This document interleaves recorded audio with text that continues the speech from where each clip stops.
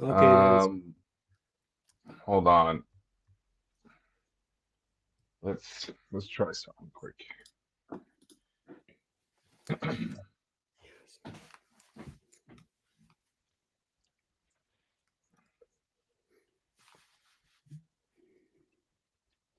It says we're going live. Let's check on Facebook to make sure that's going.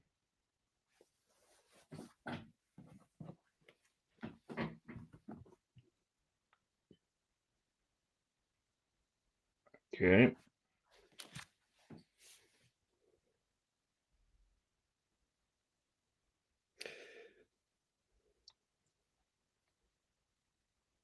Now I think we are good.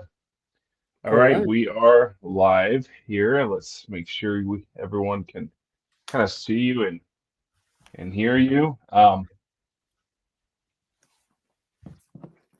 Make sure we got all of our technical difficulties ironed out here.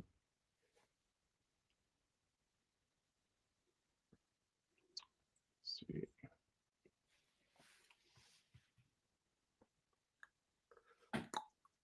There you go. All right, I think we got it. Okay, All right. so I am live with my friend Ilhan. You want to introduce yourself to the audience that is watching, Ilhan? So my name is İlhan Rustam. I'm from Turkey, but I currently live in Germany. And I think Joel wanted to talk to me about the things I found out about my past, about our history, and about the Turkish government, and especially about white slavery. But you are the one asking the questions, so I'm going to let you That's right. talk. So tell us a little bit about yourself. What do you do for a living? Tell us your background. My background. So I was born in Bulgaria, but we moved to Turkey when I was a kid. I grew up in Hmm. Turkey. So then with 20, I moved to Germany. I learned German and studied in Germany, media and communications. I also did Erasmus, that's exchange in Norway. I studied photography and film there. So then I became a photographer. I worked as a photographer for a couple of years. Then last year I took a break to write my book. So for a whole year I wrote my book about white slavery and about my past. Okay. And I realized it was a subject that nobody's talking about. Like slavery is a secret subject that the whole world is kind of oblivious about. So I want to talk about that in my book.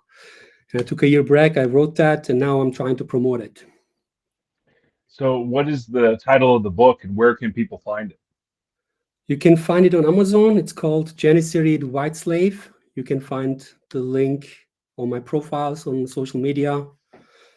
I hope you can see the links on the screen. I don't know, I'm not sure, but just Google my name and you'll find it on TikTok and on Instagram, the link directly to Hmm. Amazon. Okay, wonderful. Um, and so you have a TikTok channel, you have a Instagram channel. Do you have a YouTube channel yet? I also have a YouTube channel, but almost no followers there. But I'm a little bit Hmm. active on YouTube as well, but mostly on TikTok. You'll see me on TikTok with my most videos.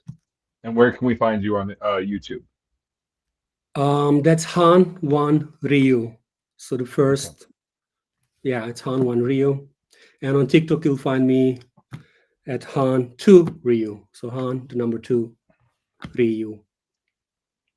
So I just want to say welcome and just thank you so much for your willingness to participate in this interview and for being open to talk about, such an important topic that's really often overlooked by society.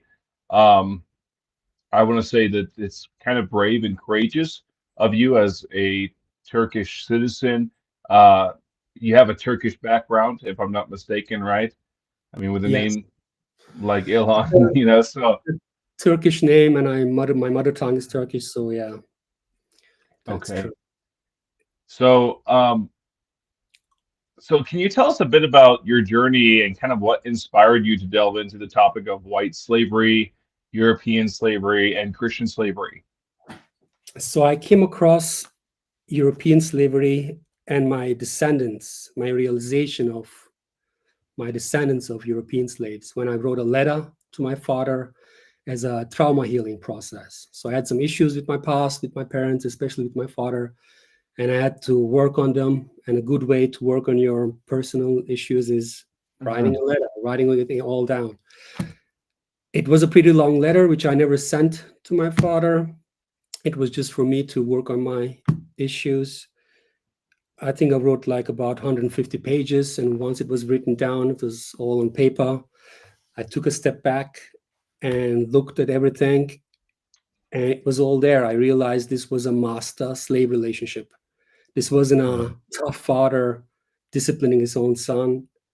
This wasn't a human free pure person's relationship. This was a master slave relationship.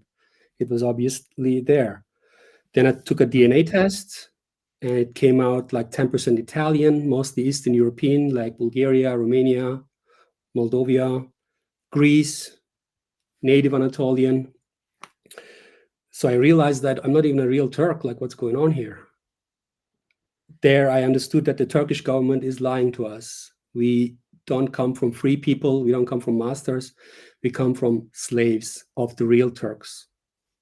Doing some further research, I understood that real Turks are actually Islantidite because they're from Asia, like Mongols, Kazakhs, Turkmens. These are the real Turks, and we are the slaves of these Mongols. I saw in one book that the Ottomans, who enslaved us European people, they were Mongols. They were red-faced, slanted-eyed Mongols. So we are not even real Turks. We come from the slaves of the real Turks. And I understood that this subject needs to come out for these slavery culture to end, because we don't know we come from slaves. We continue to live like slaves, like European slaves continue to live like slaves of the real Turks and Islam, because we don't know we come from slaves. So this subject needs to come out. The Turkish government needs to start talking about it. And really, you are the first person in our generation. I did some research and found that there were other Turkish individuals in the turn of the 20th century that were speaking about this, but you're the first in our generation to resurface this issue. What kind of challenges have you faced since you've been coming out and speaking on this topic? Because, it's quite controversial. Yeah, because you're speaking about religion and ethnicity. It's a sensitive subject. It wasn't easy to come out to my family and my relatives on Facebook. I'm talking about this since 3 years. They certainly don't like it that I'm talking about the fact that we come from Christian slaves, that we used to be Christians. Like, it's such a sensitive subject that we are triggered very easily.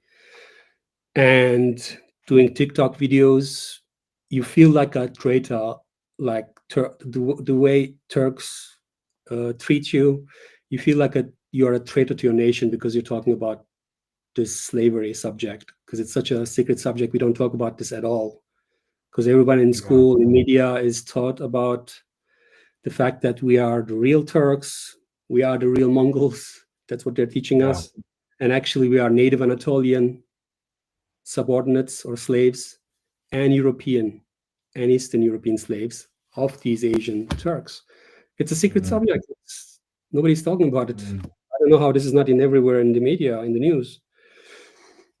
And Well, it it's come out. interesting that you did your DNA test and it came back that you were essentially European, native Anatolian. And I've had a lot of Turkish friends and acquaintances do DNA tests, and a lot of times it comes back as Syrian, Greek, Armenian, Italian. So that's very interesting to see. And I mean, the DNA would prove this theory or hypothesis, which I guess you can't really even call it a theory or a hypothesis because, I mean, from what I have researched with the U.S. press and the Near East Relief Fund in my work here as an advocate for Armenians and fighting for this nation, for the Christians here, um, we realized that there were forced conversions under the Turkish Ottoman Empire of native Armenians living in what is now Eastern Turkey, formerly Western Armenia. And a lot of times there were forced marriages. Turks would also kill the parents and take care of the children sometimes as their own or as slaves. And so I wanted to ask you, speaking to this historical context, can you kind of provide an overview for those listening of white slavery in history? How does it differ from or relate from other forms of slavery, such as the African slave trade? Can you speak to that a little bit? So slavery in all forms is horrible. I don't want to do a comparison saying this is bad, this is good, Hmm. this is worse, this is better. Hmm. But if you have to compare it, like if you look at black slaves in America, they had no rights whatsoever. They certainly couldn't move up ranks in society. They weren't paid, like they were nobodies. Whereas when you look Hmm. at white slaves, they were paid, some of them, or many of them were paid, especially in the Janissary army.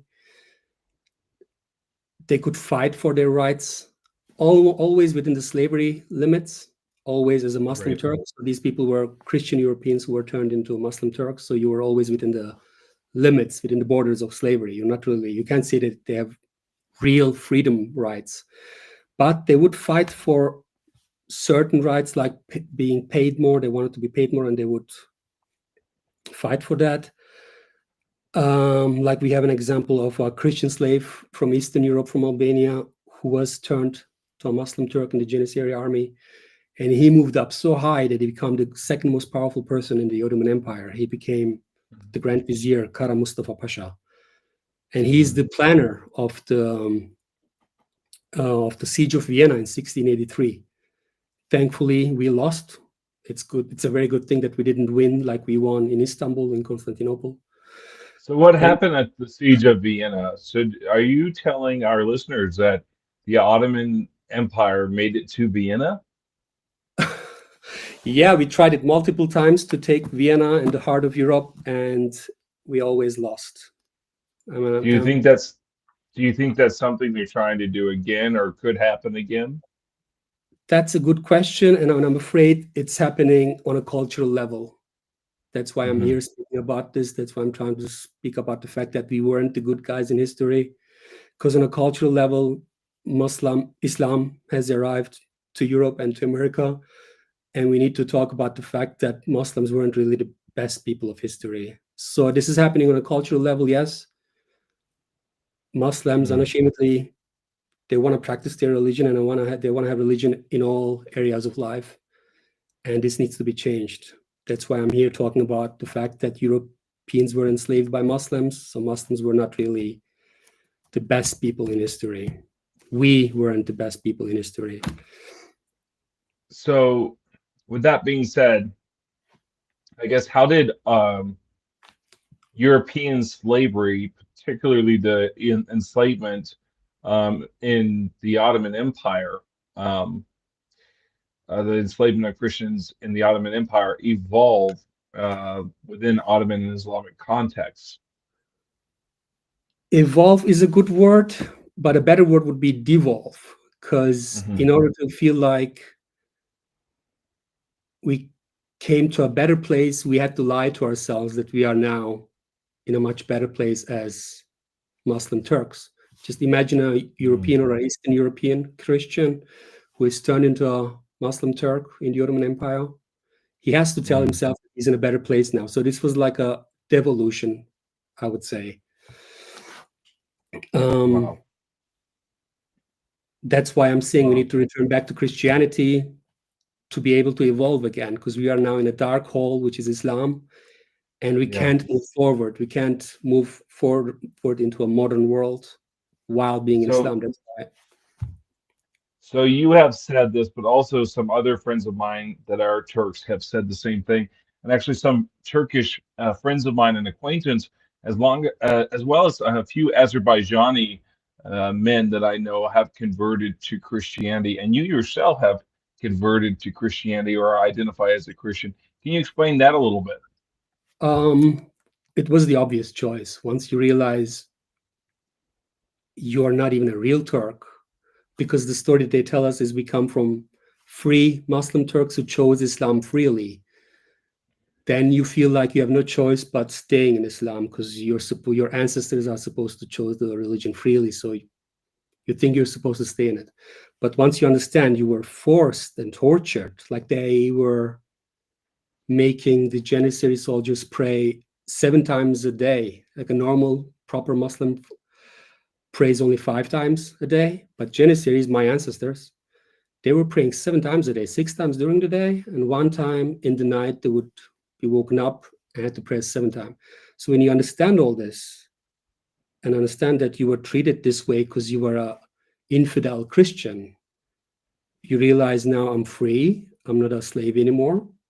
And if you want to get rid of slavery under Islam, you have to become a Christian. It's not enough to say no religion, because that doesn't work. Ataturk tried this. Ataturk has tried this for 100 years. We have secularism in Turkey. It doesn't work. It doesn't work to say we are secular, no religion. If you come from Christian slaves, you need to return to Christianity, is what I'm saying. Mm-hmm. Mm-hmm. I agree. I really do agree with that. So, why do you think these topics are considered secret, quote unquote, or avoided in Turkish media and education systems? This white enslavement, also the Armenian genocide, is not talked about in Armenian or Turkish media, rather. Why is that? Why can't they just be honest with their citizens? The reason is because we won the Turkish War of Independence.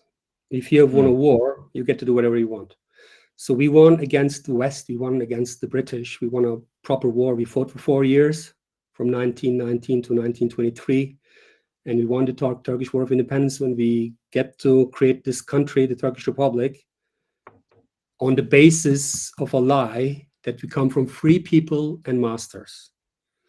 So because we won a war, the whole world has to go along with this lie that we are the free people and the masters, even though we are the slaves of the real Turks. And why would we do that? Why would we fight for years and wanna act like we are the real Turks? hmm. Because weakness and strength. We think slavery is weakness and mastery is strength. We want to look like the strongest people in history. So we are lying to ourselves, we are lying to our people. We are playing this game of, it's like a theater play. Like we act like real Yeah. Turks, real Mongolians, even though we look nothing like real Turks. We don't even have Turkishness in our DNA, most of us. Most of us just like 5%, maybe. Most of us are native Anatolians and Europeans. And the most important people were the European slaves. Like this is very important. The most important people in the Ottoman Empire were Christian slaves. Mm, Like they ran the empire. They did it as slaves. That's why we need to get rid of the slavery by becoming Christians. That's the only way to get mm. out of slavery.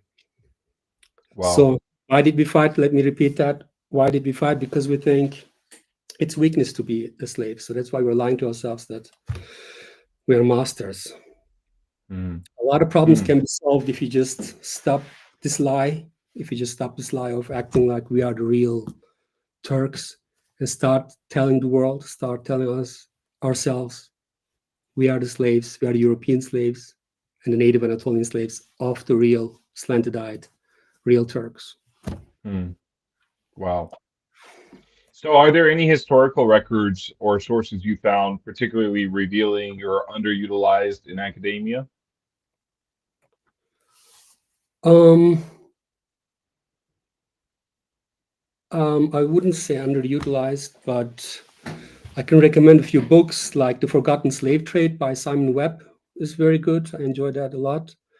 Christian Slaves, Muslim Masters is a great book by Robert C. Davis. Memoirs of a Janissary is a great one by Konstantin Mihailovich.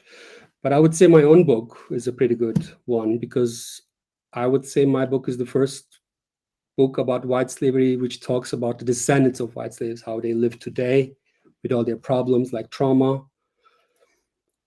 I would say my own book is a pretty good one. Hmm. Wonderful. Thank you so much. And what do you hope audiences will learn or take away from your work on this subject? Well, I hope they take away the importance of white slavery in order to understand the world, in order to understand how the world functioned, history. You need white slavery. Because currently, without white slavery in the media, the world thinks that Europeans, Westerners, were the worst colonizers and enslavers in history. The white man was the most evil one. But once white slavery comes out, the world will see, wait a minute, first there were these Turkic people enslaving everybody, even Europeans. If you look at a map of the places that speak Turkic, it's a huge chunk of Asia and Anatolia speaks Turkic languages. If you look at a map where places speak Arabic languages, a huge chunk of the Middle East, North Africa, East Africa speaks Arabic languages and is Muslim. So if you look at that, then you will see, wait a minute, the white man wasn't the worst colonizer and enslaver. I think it was maybe some other people, Arabic Yeah. speaking. I think we were the worst colonizers and enslavers. So we are on one side victims, white slaves, but on the other hand, we're also perpetrators because we continued the system. We continued Yeah. to take slaves and turn them into I'm in messengers. Armenia, and I've had some conversations with some Persians today who refuse to give Islamic greetings. They're saying the Arabic language is being imposed upon them. The Arab Islamic culture is being imposed upon them. They are not Arabs. They are Persians with a unique culture and identity that is literally being stripped away and replaced with Islam, and this is not their identity, and they don't want to identify as this. So there is some pushback we see happening in Turkey. There's a big revolt happening even in Azerbaijan, where you see these people that are looking at their government, and the moment they speak up, they are punished by the state. Whenever they speak on any of these issues, or if they condemn their government for the treatment of Armenians, they're arrested. Um, there's no such thing as being bipartisan there. You have to agree with uh, the Azerbaijani dictator. His name is Aliyev, and if you don't agree with him and his policies, um, you are thrown into prison. And there's no such thing as unbiased media. All the media is biased towards this this dictator, and nobody is looking at Azerbaijan as a dictatorship, but it absolutely is. And the people are trying to flee from this dictatorship. This is why they're going into places like Germany. And this is how I'm able to reach them with the gospel, is because they're coming to Christian lands and I'm able to minister to them and to share Christ with them. But it's really sad what's going on because, I mean, Azerbaijan, in my estimation, is the equivalent of the North Korea in the South Caucasus. And it's terrible. It's this terrible situation. I want to speak real quickly. My next question to you is, how has addressing these topics impacted your personal or professional life? I'm very joyous. I'm very happy about the fact that I've found out the truth about my history and my Mhm. identity. Because growing up in Turkey, you always feel like there is something wrong, something is not right. It's like an invisible elephant in the room that you can't point your finger at. Something is wrong, nobody's telling you what's wrong, and you keep thinking Mm, and thinking your whole life, like, how can I do things right? Like, what is there to fix? You don't even know what's broken. And I finally found out it's because we are not real Turks, but we are slaves of the real Turks. I was a white slave. And mm, why is that important? It's because that is important to know, because if you tell a descendant of a white slave that he's actually not a slave, but he's a master, this white slave will think that the way he lives, his way of life, which is actually like a slave, mhm. is the life of a master. So that's what they're telling us. Then this descendant of a white slave, he's going to continue to raise new slaves, like in the school, in the family. That's why the subject needs to come out. So I was very happy. This affected my personal life in the sense that I'm relieved to find out the truth. And my professional life, I can't tell you yet because I took a year break writing my book and stuff. So I don't know how this is going to affect my photography business. I don't Yeah, know yeah. yet. We'll see. Well, well, Well, like I said before, you're brave and you're courageous, and I commend you. And I know all of our viewers that are watching. I have a lot of friends that are Armenian, Greek, and Assyrian that are watching, and even Coptic and Persian friends that are watching that really have all felt that effect personally in their lives. Um, Today I was gathering presents for fatherless children from the Nagorno-Karabakh War here in Armenia, and their lives are devastated. And ministering to uh, victims with white phosphorus burns and terrible things from that war, things they'll never recover from. I mean, massive scars all over their bodies and just the worst possible things you could imagine. I think the reality is that slave master ethos and concept um, and power dynamic is still happening today. Uh, what would you say to America um, when it comes to these Christian identities, these Christian minority groups? How should America get behind them? Should we get behind them? Do we need to protect them? And do we need to hold um countries which are aggressive towards them to account? Well, you have to clearly take the side of Christians, because Mm, from the Muslim point of view, I can tell you most of the time we are the bad guys. And we need to change this narrative of Muslims, us being the better people in history. So America definitely has to take the side of Christians. mm, I mean, you're trying to find a balance, I know, but religion is an important part of people's identity. And mhm. I have to tell you, if you look at the Middle East, Islam is playing a huge role why these countries are the way they are. And they can become better people if they stop this religion of hate and aggression and choose Christianity instead. I mean, I don't know how much change Amen. I can do personally, but I can tell you that, especially for Turks, since we come from Christian slaves and Christian people, since we were enslaved because we were Christians, the most logical answer is to return to Christianity. And America's role, America is very powerful. Yeah, you guys should choose the Christians. Man, that's really good.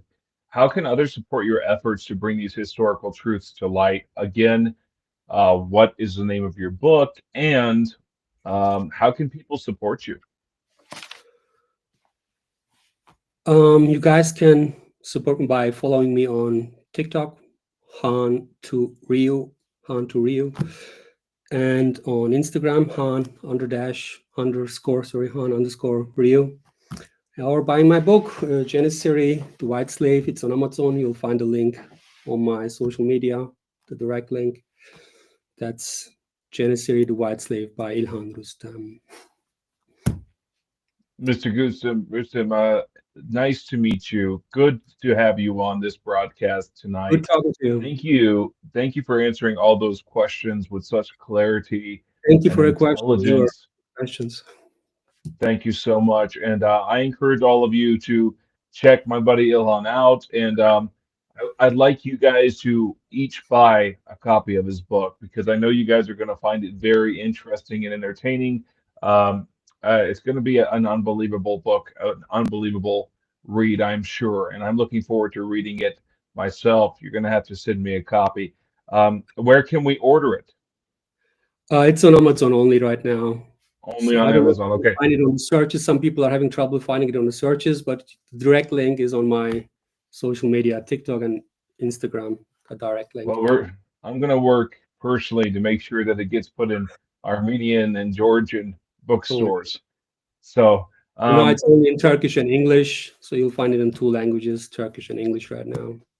okay. But hopefully more Hey, languages in thank the you. future. Okay. Thank you. Thank you so much. May God bless you and may God bless all the Turks that are finding Jesus. And I pray for all the ones who haven't found Jesus yet that they would turn to Jesus because Jesus is the way, the truth, and the life. And Jesus really gives us the perfect model to love our enemies, to do good to those who persecute us, to preach the gospel throughout all the world, to disciple nations because Christian governance is the best form of governance. And like the United States, our law was built upon Christian law. not common law. So we literally took things from the Bible to build up our law in our country and even our political process and system. So I encourage everybody to turn to Jesus. Jesus is the way, the truth, and the life. And the scripture does say at the end, every knee will bow and every tongue will confess that Jesus Christ is Lord over all. So eventually, all the Turks, all the Azeris, all the Iranians will come to faith in Jesus. I'm so happy to have had this interview with such a brilliant, well spoken Turkish man who is also a believer in Jesus Christ. And I'm also mostly proud that I can call you brother. All right, brother. Thank you too. Yeah, I think in order to understand all this, you need to look at white slavery. In order to understand the world better, history better, you need to understand white slavery. The white man wasn't the worst person in history. Mhm. You guys were actually pretty good people. You need to look at that. Thank, thank you so much. That was a great word. I mean, I know my grandfathers died fighting against slavery in both England and in America. At least in England, they didn't go and die on a battlefield fighting against slavery, but they were part of the Parliament. And in America, my grandfathers on my other side of the family died fighting in the Civil War. Whites fighting to end slavery against black people, against Africans, because they saw it as morally wrong. And they saw it as morally wrong because of Christian groups like the Quakers, various Protestant organizations, which were against slavery since their inception. And so I'm so grateful to have somebody like you on who's speaking the truth about our white ancestry, our European ancestry and heritage, and we did fight to end slavery. Yes, there was a small minority of white people that enslaved Africans, but the reality was those Africans were being sold to us by Arabs and by African tribes themselves that were warring against each other and selling each other into slavery and enslaving one another as well. And, we were one of the first countries to actually end slavery. Slavery was common all around the world. England ended it first.